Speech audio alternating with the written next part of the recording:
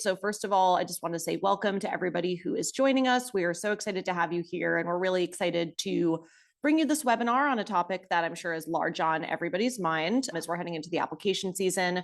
By way of brief introduction, my name is Sarah Schulwolf. I'm a PGY1 at the Hammer program in Boston. I'm also one of the RAMS board members at large.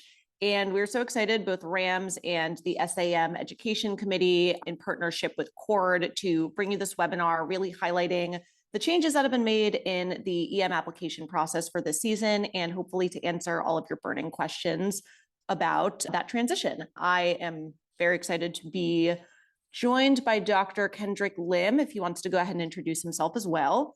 Hey everyone, I'm Kendrick. I'm one of the third-year residents at Carolinas Medical Center in Charlotte, North Carolina. Thank you for everyone's time tonight. Thank you to our panelists for being here. Yeah, it looks like we have a lot of people here now. I'll go ahead and kick it off. Awesome. So yes, as Kendrick mentioned, we have an amazing suite of panelists who are going to introduce themselves in just a moment. And just by way of housekeeping, we want to be respectful of everybody's time, and we know we have a lot to cover. Myself and Kendrick are going to be monitoring the chat for questions. So if you do have a question, go ahead and put it in the chat, and our plan is to come back to all of them at the end if we have time, and try and make sure we get through as many as possible. To the extent that you can, please try and keep the questions ones that are applicable to the larger group as opposed to something that's just a personal question. Thanks so much, and we'll go ahead and get started with our panelist introductions. All right, my name is Erin McDonough. I am the Vice Chair of the Application Process Improvement Committee from CORD. Also, I'll let everyone else introduce themselves as well, but also want to introduce our absentee member, Tim Fallon. He is the current chair for the Application Process Improvement Committee and has obviously contributed a lot to the development of what we are about to share. But I will defer to the rest of the team to introduce themselves.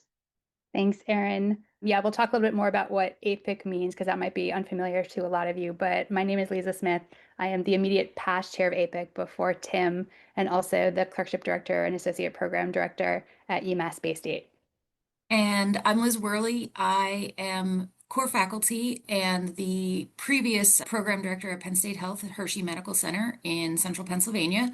And I was the Application Process Improvement Committee chair in 2023-2024 with Lisa as my vice chair when we just started looking at and considering a new application platform. I'm Alexis Pelletier-Bowie. I'm the Associate Program Director and the EM Subspecialty Advisor at Cooper Medical School of Rowan University in Camden, New Jersey. I am also on the CORD Board of Directors and the liaison to the Application Process Improvement Committee. I was also a past chair of the Application Process Improvement Committee. Thank you all. I realize I didn't say where I'm from. I'm actually the current program director at Cincinnati. Tim Fallon is an associate program director at Maine Medical. So as you all are probably aware, emergency medicine is in the process of transitioning to ResidencyCAS for this upcoming application cycle. And this includes not only emergency medicine residency programs, but all of the combined programs with emergency medicine, such as EM-IM, EM-FM, EM-PEDS. And this evening, we're going to kind of take you through that new application, highlighting some of the specifics that you want to know about and key differences from the past application. With that, just a little bit of background on the Application Process Improvement Committee, of which we are all members. This is a committee under CORD, the Council of Residency Directors for Emergency Medicine. And we are a group of primarily a lot of people in both medical student education and residency administration who are committed to ongoing assessment and improvement of the application process for emergency medicine, looking to really make the process great on both sides of the application process, from your standpoint as applicants and from our standpoint as people who are reviewing and making selection choices and such. And some of the recent things that we've done have been introducing program signaling to emergency medicine, which I believe Alexis is talking about later in this presentation. That has been definitely a very positive addition to our application process for everyone involved.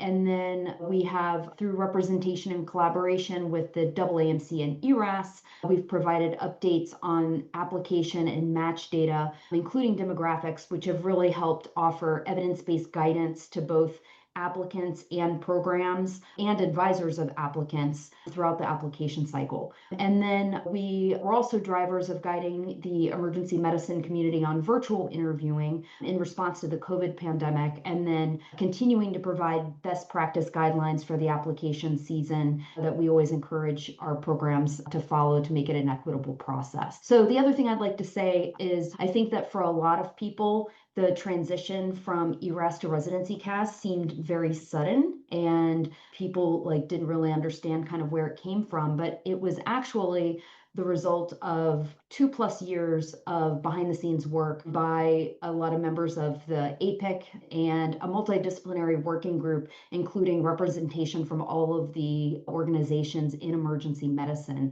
All of these people were involved in kind of assessing different types of platforms, coming to a decision on what we felt was best for both applicants and programs for emergency medicine. And kind of throughout the presentation, we'll give you guys a brief overview of why our group selected ResidencyCAS, give an overview of the platform, and then highlight some new features that we made to existing components of the application.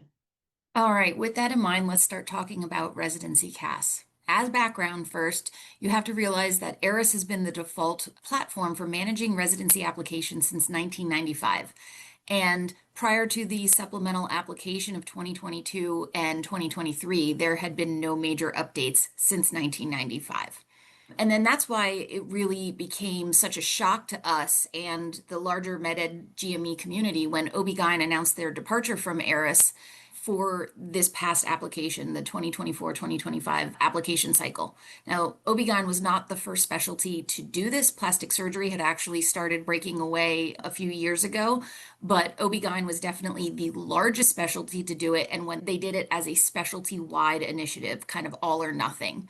And around the same time, this is when we began as a committee and as an organization within CORD, just starting to investigate alternate platforms, kind of getting a lay of the land and exploring the different options in an increasingly diverse landscape. So when looking to make a major change such as this, it's really important to stay centered on the driving forces behind the change and what are the issues or problems that the specialty is facing, and is there a platform that would better serve our community and partner with us in addressing those issues. So with the greater help of the APIC committee, we came up with 4 major whys for emergency medicine. With regards to the improved student experience, we clearly wanted to reduce costs to applicants. That was one thing that we had heard year over year, over and over again. We also wanted to simplify the application process, smoothing out the process of data entry, requesting supplemental documents, and allowing functionality across a number of browsers as well as devices, whether it's a tablet, a phone, or a PC. We also wanted to bring the process for interview offers, interview acceptance, scheduling, and actual virtual interviews all within one individual system. Now, for program directors, we really wanted to simplify the experience of applicant review to allow easier visibility of relevant data, along with improved capabilities for sorting applicants, for assigning them to reviewers, for scoring and tracking applicants through the entire review and interview process. We wanted to make sure that the process of reviewing applications is as efficient as possible while still incorporating newer tools to support holistic review, which is a huge push in the GME world. And we wanted to create and have the flexibility to create new data fields specific to emergency medicine identified characteristics that would identify the needs of our future workforce. All right. And then regarding customization, we really felt that we wanted to make an application that was unique to our specialty, whether that's generating specialty specific questions or eliminating portions of the application that we didn't think enhanced the process for our field. Independent of what other specialties were doing, we now have that flexibility. It also allowed us to identify attributes that we thought were predictive of success in emergency medicine and seek those out and incorporate them into the application. It was also important to us to have robust tech support. We specifically wanted no downtime ever, especially not within the 24 hours of all of the applications dropping at once. And finally, perhaps my favorite component of it all is data. We wanted a platform that would permit us real-time access to both program-specific and specialty-specific data. Under the previous ERAS structure, our specialties data actually belongs to the double AMC, and we were constrained to their timeline and their responsiveness when requesting that data. This reliance often resulted in significant delays, sometimes months or sometimes almost a year or more, with data requested in the midst of an application cycle that we didn't have access to until long after the match. With the recognition that the EM applicant pool has been changing in recent years, having reliable access to specialty level data will continue to be critical for allowing programs to adjust their application review processes and their interview offer approaches in real time, which will hopefully help the entire match process for emergency medicine. And then finally, having access to this data will also help us provide data-driven student advising, so we can actually have metrics with which to share with our applicants, and then it'll also open up opportunities for scholarship pertaining to application information. And so ResidencyCAS is the platform that OBGYN transitioned to this last cycle. So for their match in March 2025 was completed entirely through ResidencyCAS. And ResidencyCAS is a product of Liaison Application Solutions. And this company just knows application processes, that they're experts in it. They do it amazingly well. And while this partnership with OBGYN and then subsequently us is their first venturing into medical GME, graduate medical education, they partner with a number of other health professions such as dental schools, vet schools, osteopathic medical schools. So some of you may have applied to medical school through Liaison. And then they also partner with professions that utilize a match process similar to us, such as psychology and pharmacy. And so they get it. And that has been clear from the beginning in discussions with them that they just understand our process and what we need. And they've been in business for over 30 years. They handle about 3.75 million applications annually. These are true experts in this business. And so this is kind of basically a head-to-head comparison of ResidencyCAS versus ERAS, which really was a big driving factor for the decision to transition. ERAS introduced a new two-tier pricing structure for the 2025 cycle, and using 46 programs, which is the mean number of applications per applicant in emergency medicine. This is the math. Basically, for 46 applications in ERAS, that would be $810. For ResidencyCAS, $683 for the same number of applications. Both programs do have reduced fees for qualifying recipients, and we'll get to that in just a moment. But one of the features we were really impressed with was the robust user support offered by ResidencyCAS. Liz referenced downtime. This was something that on the program side we were incredibly familiar with in the old system. And in ResidencyCAS, they never have any downtime. And then they're just incredibly responsive to any technical issues, user support. It has really been impressive how responsive they have been. And we'll give an example of that in just a second.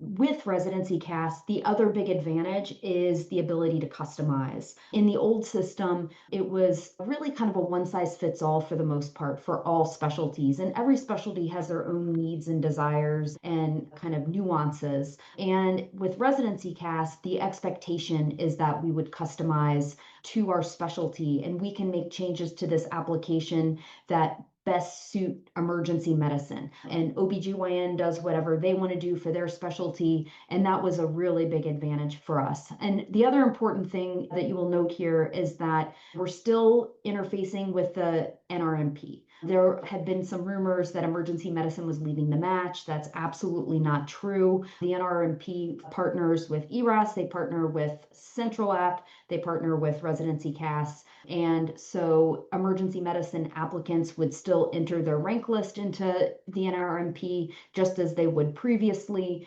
And the SOAP process is also an option with that. And you can SOAP into any other specialty, even though that system may be an ERAS, and we can talk about that a little bit more. But the NRMP is still the process of the match, just as it's always been. That is not changed.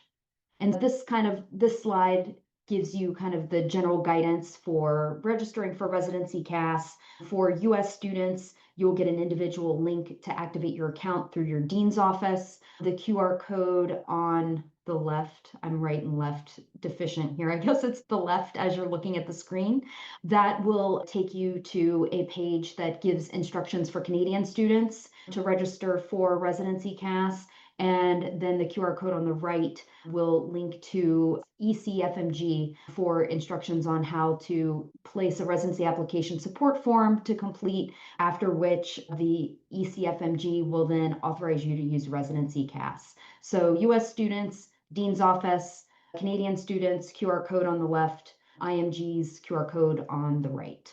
And so the fee waiver, I mentioned earlier about the possibility of reduced application fees. And ResidencyCAS had already offered a fee waiver to applicants to whom that applies to, just as ERAS does. And interestingly, this was a great example of ResidencyCAS's responsiveness to emergency medicine and our specific needs. They had set, so the fee waiver works where you get a certain number of programs for free before you have to start paying per program if you qualify for the fee waiver. And previously it was set at, I want to say 18 programs.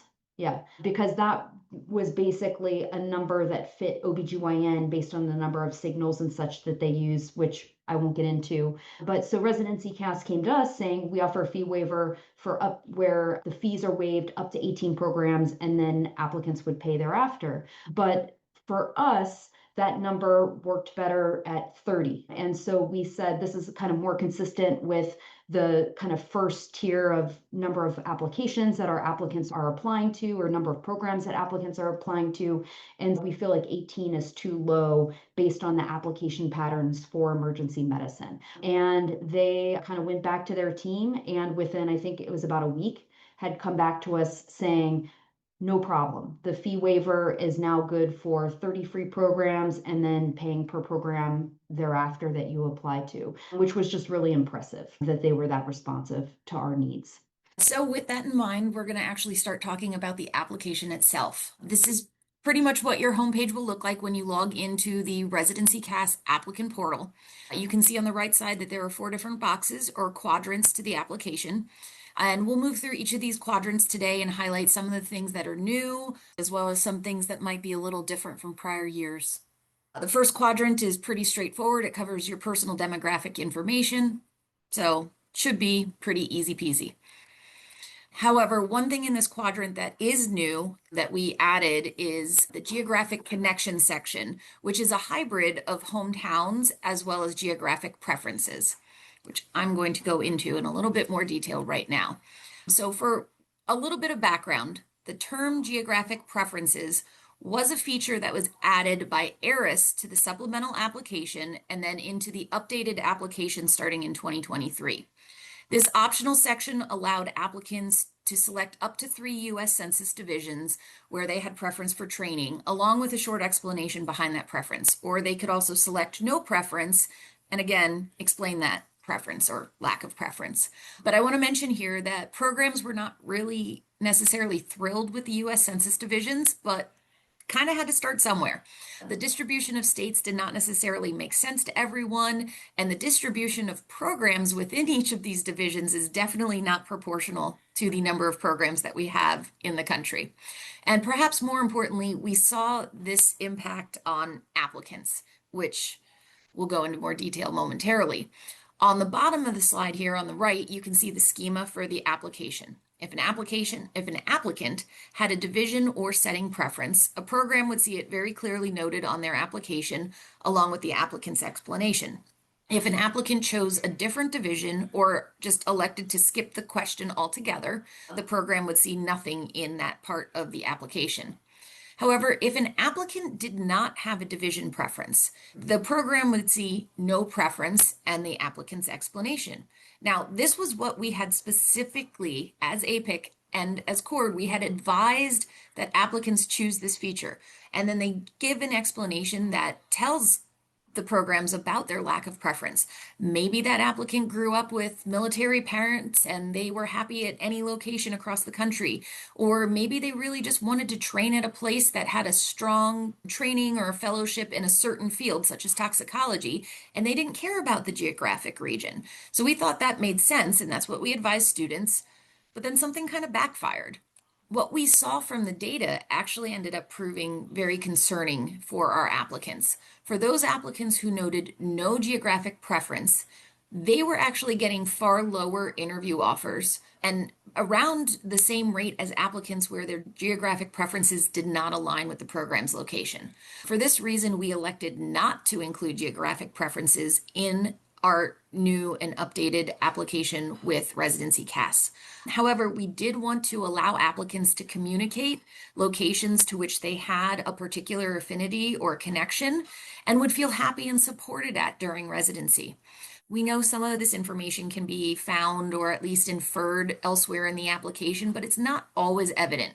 For example, if you as an applicant would be happy matching anywhere near your significant other's family, we otherwise would never be able to figure that out from the application. But now we have that, or you have that opportunity as an applicant, and we have that opportunity to see that when reviewing your applications. So that's how we came up with geographic connections, which we developed for specific to emergency medicine this year. It allows students the opportunity to select up to 3 city-state combinations where they feel they have a particular connection, and then they, again, can provide a short explanation for each of those locations. Importantly, this will be visible to all programs, to everyone that they apply to. It'll just be information straight on the application. This is also important to stress right here because this is a big change from the prior applications, that anyone applying this cycle should be seeking out guidance from their EM-specific advisors. If they have classmates that are applying to other specialties outside of emergency medicine or OB-GYN, they're going to be doing things differently in ERIS. And if they're getting advice from people who went through the match cycle last year or previous years in emergency medicine, they also will have done things differently. So if there are questions, we are strongly advising you to please seek out your EM advisors who are here. Some of them are on here now tonight, getting similar education on these changes. All right. Awesome. Thanks, Liz. So we'll move on to quadrant 2, which is where you're going to enter your academic credentials. So where you went to college, medical school, and any other experiences you might have had within education. So we'll point out here just a little bit about your USMLE and COMLEX scores, because this is where you will be entering those data. So it's a little bit different of a process depending on whether it's a USMLE score that you're looking to upload or COMLEX. So we'll talk a little bit about each. For USMLE in particular, you're going to be directed to the Federation of State Medical Boards, the FSMB site. And at that site, you're going to pay a one-time transcript fee. And that means that if you are applying to programs within ResidencyCAS, ResidencyCAS and ResidencyCAS, ERIS, and Central Lab, whatever, it doesn't even matter how many platforms, you will only pay that one time, and you can release your USMLE scores to anywhere you need them to go.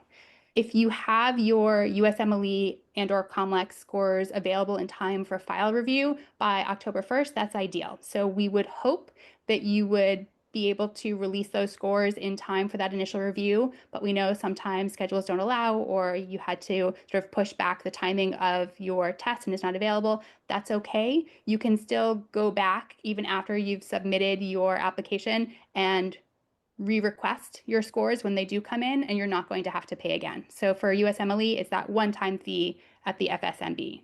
In contrast, for your COMLEX score, you're going to request and pay directly here in ResidencyCAS. So if you are applying to other specialties in other platforms, you're likely going to have to similarly request and pay to release in that platform.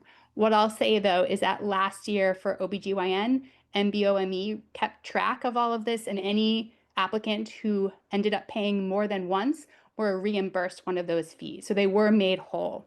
They're looking to transition to a similar centralized process like USMLE. It just wasn't in place early enough for this particular year. But for better or worse, we do anticipate that in future cycles, it will be a similar process. But just know if you end up getting charged more than one time, NBOME will make you whole in the end. So again, I think on August 25th is when the window opens to start uploading and requesting your scores, COMLEX or USMLE. Ideally, they're in by the due date of September 24th. But even if they're not, We want you to submit your application even without that data, and as soon as it's available, just re-request it when it becomes available.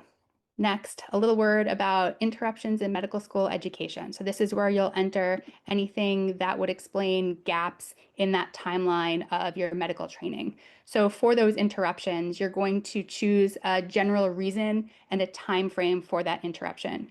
There's a short 250 characters you can see, so pretty short explanation box that you can choose to utilize. So if it's a pretty straightforward explanation, this can be a great place just to be explicit about it. It's about 1 to 4 sentences. So depending on the reason for the interruption or how much explanation you want to provide, this might be sufficient. It's also potentially not enough, in which case, if you want to put a little note in there that says, please refer to my personal statement for more discussion, that's also completely reasonable. All right, moving on to quadrant 3, which has a ton of stuff in it and is really where you can start to differentiate yourself from other applicants. We'll start right up at the top there with experiences and activities. So you have the opportunity to include up to 12 items in this category. So 12 things that you have done with an explanation for each. And then you have the opportunity to designate up to 3 as being most meaningful for you. For each experience, you're going to choose an experience type, a domain, and a competency. So the purpose of labeling in this way is to allow you to delineate in more detail, but in kind of standardized terms, how you've spent your time. The experience type in particular is going to be the thing that helps programs identify applicants whose interests align well with their own focus or mission. So we recognize that there are some experiences that might fall across some of these different categories, but I want you to choose one that is most in line with what you might consider your personal narrative or the thing that you would want to highlight about yourself, because this is one of the things that's going to map to programs applicants who might really fit the type of focus or mission that they see for themselves. Hobbies and interests. This remains a fan favorite of programs, and we love it because it can lend a more colorful and fuller picture of who you are as an individual outside of medicine. So in this application, you'll have the opportunity to include up to 3 hobbies or interests with an explanation for each one, and I highly encourage you to do that because we love knowing these things about you, and this is a really frequent place where we go for interviews to stimulate conversation and to really get to know who you are outside of the hospital. Next, a new section of the application that we've included was actually something OBGYN included last year that we loved, and it's prior non-medical employment. So I think it's worth a short discussion about why we're separating that out from experiences.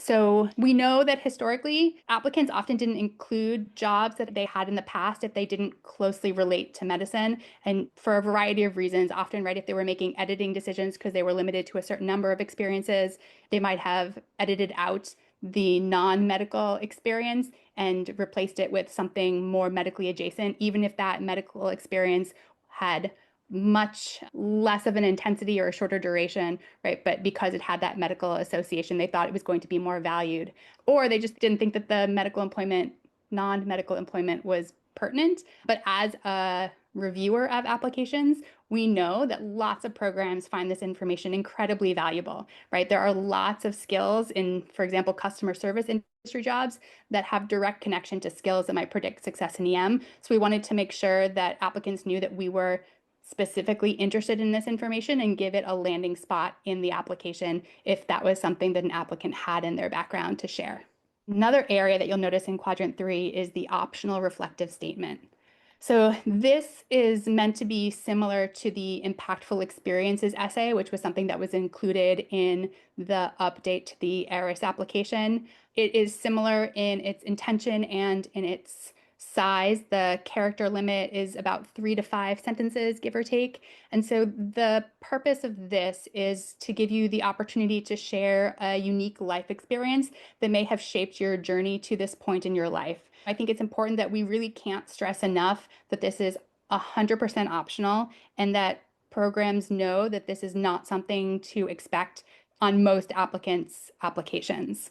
Just for some context, on the next slide, we've got some examples of the types of things that have been entered in this area in previous cycles.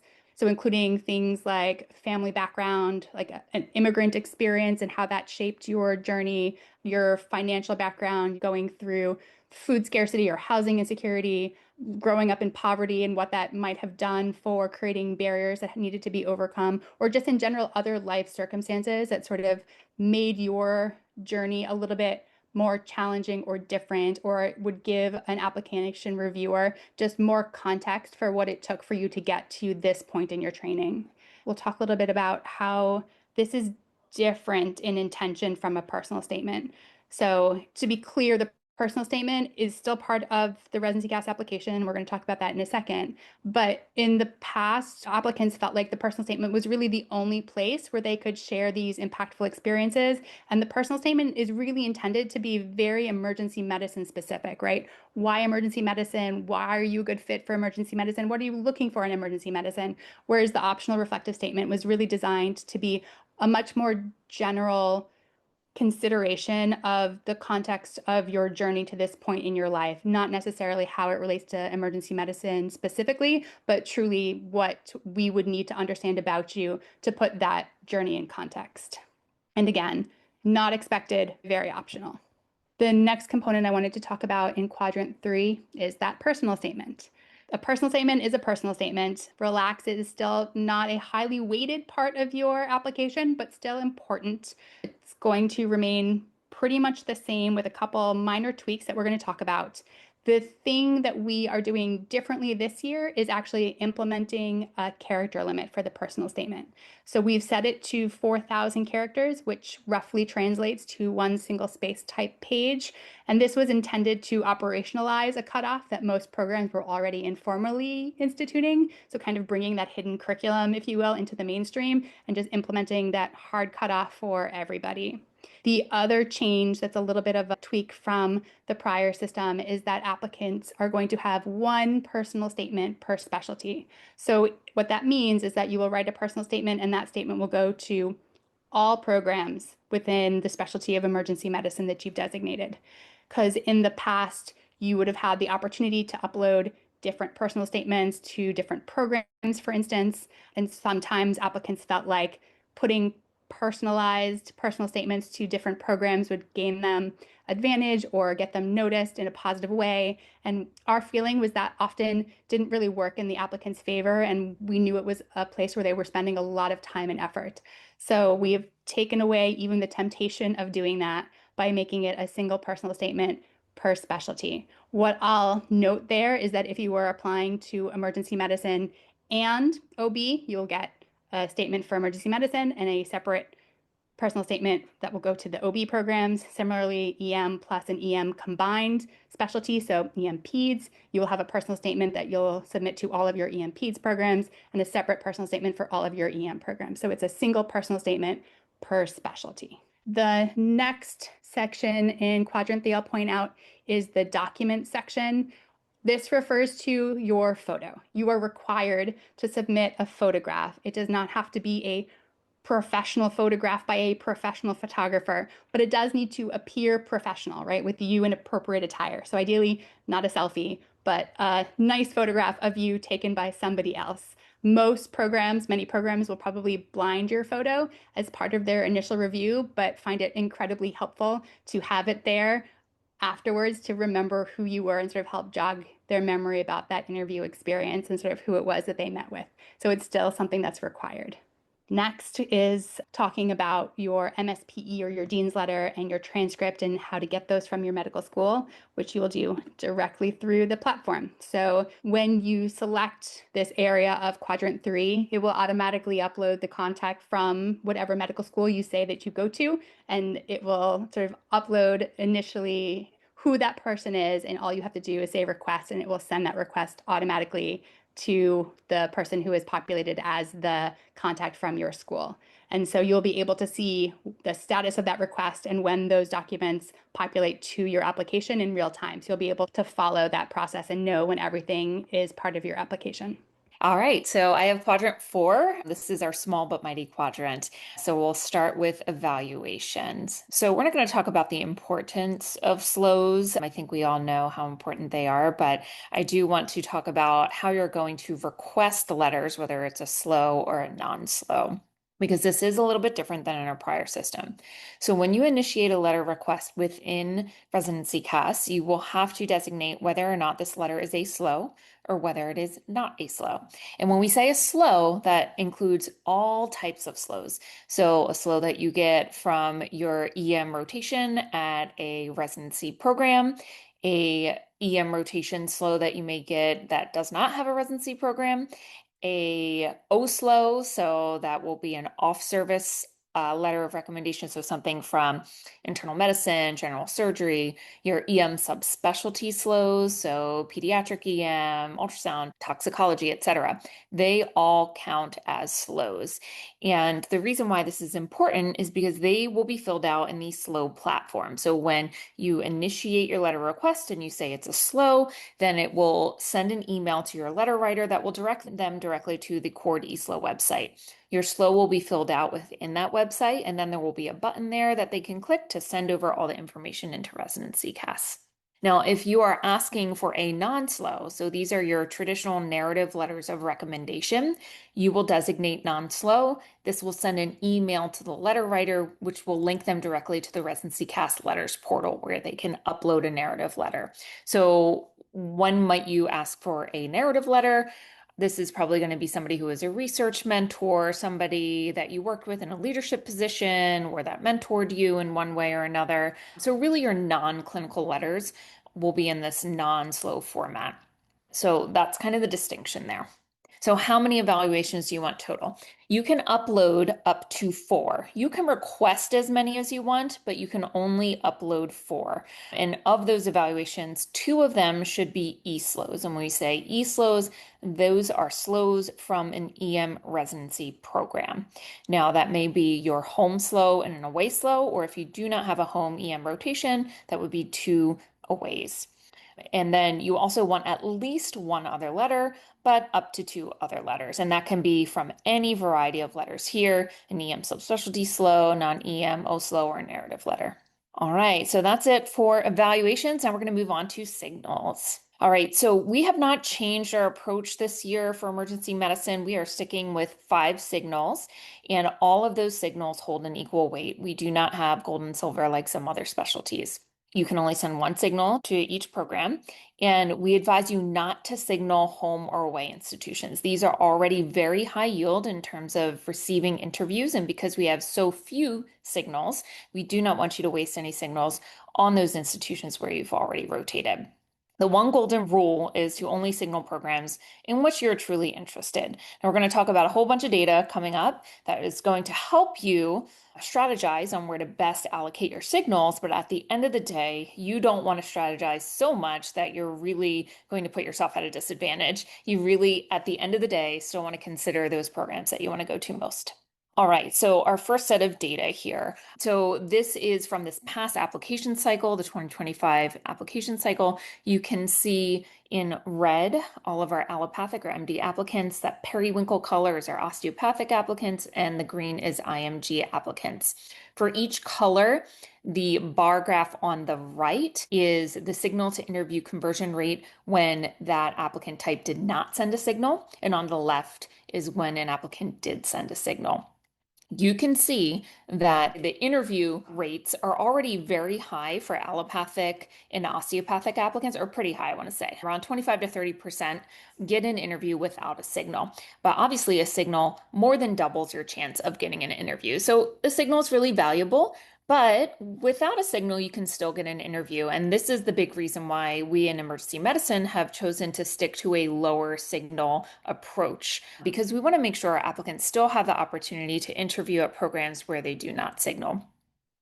You can see again in green that IMG applicants do not receive baseline signals as much as maybe our osteopathic and allopathic applicants. However, that presence of a signal increases their chances of an interview by more than 5 times. And so that is really important for our IMGs to make sure that they are sending those signals to programs that are really going to consider them as an applicant. So you really want to think about where you're going to be sending those signals. All right, so this slide shows us the distribution of both applications and signals across programs. So looking at the top graph, Along the x-axis is every individual program as a column. On the y-axis, we're seeing in light blue the number of applications received by each program, and dark blue the number of signals received by each program. So the mean number of signals was 101 received by programs with a wide range, 15 to 333. So obviously, not all programs are created equal in terms of the number of signals that they're receiving. When we look at the bottom graph, this is showing us the ratio of the number of program signals to the number of applications. And the way that I like to think about it is the percentage of applications that come with an associated signal. Again, this is not equal across programs. The mean is about 13% of applications coming with an associated signal, but the range is very wide, from 4 to 33%. So you can imagine if you were a program that receives only about 4% of their applications coming with associated signal, they may value those signals a lot more than those where it comes with a third of their applications. And so we, as with the Application Process Improvement Committee, really wanted to look at this and see were our suspicions true in how programs utilize signals based on how many signals they received. The other thing that we wanted to look at is what are the different program characteristics that are associated with receiving a higher number of signals. So the first characteristic that we looked at was just geographic region. And so I'm sure you always hear that the West Coast is really competitive, and we do see that here. So the West Coast and our New England region receive the most amount of signals, the programs in those regions. In general, on the coasts, they receive a lot of signals. So the darker the color here, the more signals they received. The one exception is the Mid-Atlantic region, and that is because these three states, New Jersey, Pennsylvania, and New York, have such a high number of programs in this small area that the signals are really kind of well distributed throughout those programs. All right, so these are some of the other program characteristics that we looked at. In general, four-year programs tended to receive more signals than three-year programs. In terms of environment type, urban programs were more likely to receive signals than suburban, and they were more likely to receive signals than rural programs. For program type, university-based programs were more likely to receive signals than community-based university affiliated, and they were more likely to receive signals than community-based. And then program longevity, the longer a program was in existence, the more likely they were to receive more signals. Now, going back to signal use by the percentage of signaled applications, we found that those programs that received a higher percentage of those signaled applications tended to use the signals as a tiebreaker or to prioritize their wait list, versus those who received a lower percentage were more likely to offer an interview to every single applicant that signaled them. So we were able to see that these particular things were statistically significant. And so it's something that you want to keep in the back of your mind when you're thinking about competitiveness of programs. All right, the last piece of data that we want to share with you that can be helpful when you're trying to determine which program to send a signal to is the in-state versus out-of-state data. So our out-of-state applicants, meaning you are from the same state as the program that you're applying to, or you're out of state with the program that you're applying to. So our out of state is on the left, in-state is on the right. Your green color did not send a signal, and the blue color is they sent a signal. And so the big takeaway I want you to get from this data is that your chance of getting an interview at a program that is in-state to you is really high. It is 67%. That is the same as an out-of-state program where you do send a signal. Now, for both in-state and out-of-state, your signal still increases your chances of getting an interview. So if you still prefer that in-state program, you should still send the signal to the in-state program. However, if you have two programs that are very equal in your mind, one is in-state, one is out-of-state, you're probably going to have the biggest impact by sending that signal to the out-of-state program. All right, so this is how I advise my applicants or my students to kind of come up with their list. So I tell them to make their top 10 list of programs they would absolutely love to be at. And then they need to do their research. You need to do your research about programs. So there's lots of great tools out there. Highly recommend MRA Match, Texas Star, the AAMC Residency Explorer tool to really learn about the profile of applicants or residents who have matched in those programs. If you are an IMG applicant and you have noticed that particular program has never taken an IMG applicant, I would probably remove that from your list as far as a place to send a signal. Because again, your signals are going to be even more important. So you don't want to send them to unrealistic places. If you find in one of these search tools that, a program doesn't accept applicants who fail USMLE or COMLEX, then again, that's an unrealistic program. You should remove them. So if you still have more than 5 after researching these programs and removing unrealistic matches, then you really need to think about your own competitiveness as well as the competitiveness of each program. And this is where an EM advisor really comes into place, right? So it is really challenging, I think, for students to figure out which programs are most competitive, right? There's no place to go. Do not use Doximity. It is not a good tool to figure out which programs are most competitive. I would actually say the Residency Explorer tool is probably going to give you the most information about the number of applications received by program and the number of signals received by program. And so you can get a little bit of an idea of how the volume of applications that a program's received from that. But at the end of the day, you really want to talk to an experienced advisor, and in a couple slides will give you information for an EM advisor if you are at an institution where you don't have an experienced one. Okay, almost done here. And then we may have a little bit of time for questions. But timeline, something important to keep in mind is to have your application submitted by September 24. That will give you the highest chance of being considered by the programs to which you're applying. And I saw a question on there about whether or not to apply, even if you won't have all of your SLOs in. Yes, you can still, it doesn't matter if you don't have all of your letters. You are much better positioned if you submit your application by the September 24 deadline. And even if you may have a SLO or more missing from that application, programs know that. And if they see an application and know that there is a letter missing, they can go back and check. And in fact, in ResidencyCAS, it's even easier to tag those applicants that you want to check back for a letter than it was in the previous system. Once you've submitted your application, then you can still go back and edit some aspects of it, such as your personal information, contact information, profile information. You can still add programs as long as that program application deadline hasn't passed. And you can even add, if you still have spots in your experiences and such, you can still add new ones. You can't edit or delete experiences, et cetera, that were already in your application when you submitted it, but a lot of the other aspects of personal information in your application can be edited. And if you have, say, you initially submitted 3 letters, and then you later decide you want to add a 4th, you can do that even after you've submitted your application. So it's really to your advantage to get your application in by that September 24 deadline, whether you have all the aspects of your application or not. So this is the important slide we've referenced a couple of times throughout this talk. We cannot stress enough the importance of talking to an emergency medicine advisor for your emergency medicine application. If you're looking at a combined program, I would strongly recommend seeking out an advisor from that combined program to which you're applying, because every program is different, and someone who is not in emergency medicine is not going to be able to give you the advice that you need. And with that, if you're coming from a place where you don't have an EM specific advisor, please reach out to that email and you can get the help that you need. And that's all we have.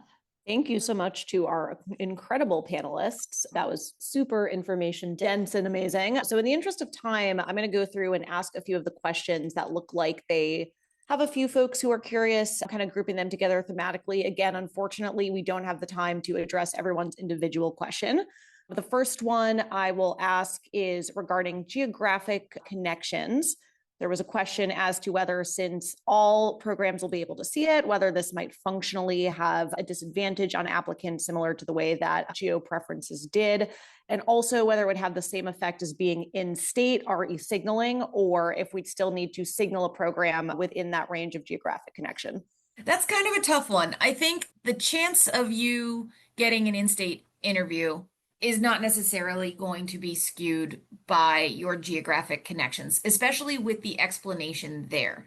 If you're able to say, I would be happy, I'm in Pennsylvania right now, and I'm an applicant, I would be happy remaining in Pennsylvania, but also my fiance's family is in Chicago, and I'd be happy being in a 2 hour radius of Chicago, Illinois. That kind of makes a lot of sense. If you have I don't know, a broad interest across the country and you have a broad history across the country, you've lived in numerous states, and you identify 3 areas, and you apply heavily in an area that was not identified or you don't have previous ties to, that may have some impact on your interview offer rates in that area. We honestly can't predict how it's going to impact applicants right now, but it is something that we'll be able to track more readily because of the access to data. And we made changes to the application this cycle. I guarantee you we did not get everything 100% right. And we thought we made decisions that were in the best interest of applicants and programs. But if this is something that has similar effects to what the geographic preferences did in the past, we can change it for the next cycle. And that's the nice part about ResidencyCAS, is that we can change things easily for the next year, independent of what other specialties are doing. I just want to chime in there too on the concern that will this disadvantage applicants. I really think of this section as how Eris had hometowns for many years, and people were not dividing up applications or filtering out applications based on your hometown, right? And you could have listed as many hometowns as you wanted before, and then they started restricting it to a certain number. But regardless, programs weren't using that as a way to filter out applicants. Versus geo preferences, it was very tempting for programs to filter out in that way. And so I truly don't think it's going to have as big of an effect as the preferences did because of that. I think it's just going to provide an extra little component of information, particularly if somebody is applying to a place where there's no other tie on their application. And the program might say like, oh, are they really going to come here? If they see in that geo connection, like, oh yeah, their spouse is from this area, maybe they actually will come here. I think it's going to be used more like that rather than filtering out applications. Awesome. Thank you so much. I think we maybe have time for one more question. And I think the biggest question was with regards to the experiences section and kind of what breaks down into medical versus non-medical, specifically with regards to things like allied health professions or working in a hospital where you didn't specifically had patient contact. And someone had also asked about military service, whether that would be employment versus an experience. So I think that the thing to realize is there's just a landing place for all of it. So it just gives you more options. And so wherever it makes the most sense. So one of the categories for experience type was military service. So I would say I would probably lean towards putting it there. I'm not super familiar with all the intricacies of it, and I can imagine there might have been something that you did within that service that might translate maybe more into a work experience in a non-medical way. That's fine too. It's just a matter of we wanted to make explicit that this was information we wanted to know about applicants and give it a home. And if you'd spent time working in EMS before going to medical school, that can be medical, that can be a job. It's all kinds of options for how you code it and where you put it. But we wanted to make sure that applicants knew that this was valuable information and give it a spot if it didn't automatically or naturally fit somewhere else. So I would say don't overthink it. Just sort of put it where you think it makes sense and in a way where it's in line with your own narrative and story and highlights the things about you that you would want an application reviewer to come away from reading that application understanding about what was important to you and what you've done and where you've been successful. And I just want to chime in a little bit there too, because the non-medical work experience can actually be utilized to fill in not necessarily gaps or holes, but maybe you don't have 12 experiences because you were busy working a full-time job in college, or maybe had a part-time job in medical school as a server at a restaurant, or you worked in retail and you were paying your tuition off of your salary. And so you couldn't participate in every club and blood drive and fundraiser activity. That explains a lot. And now you have that opportunity to explain it with that non-medical work. Awesome. Thank you so much again. We are at 8 o'clock. So in the interest of time, I think we're going to close off. I just wanted to highlight Juana, one of our amazing SAM governance personnel, has put in the chat. RAMS, in collaboration with Cord, EMRA, AROS, have put together a series of infographics highlighting some of these key points from this discussion, from the panel today. There'll also be more of those coming throughout the year with regards to things like interviewing strategy, rank list, et cetera. So those will be a really great resource. Keep an eye out for them. Once again, thank you so much to our panelists. Thank you to Kendrick and to Dr. Gu from the SAEM Education Committee. And we really appreciate everybody taking the time out to join us this evening.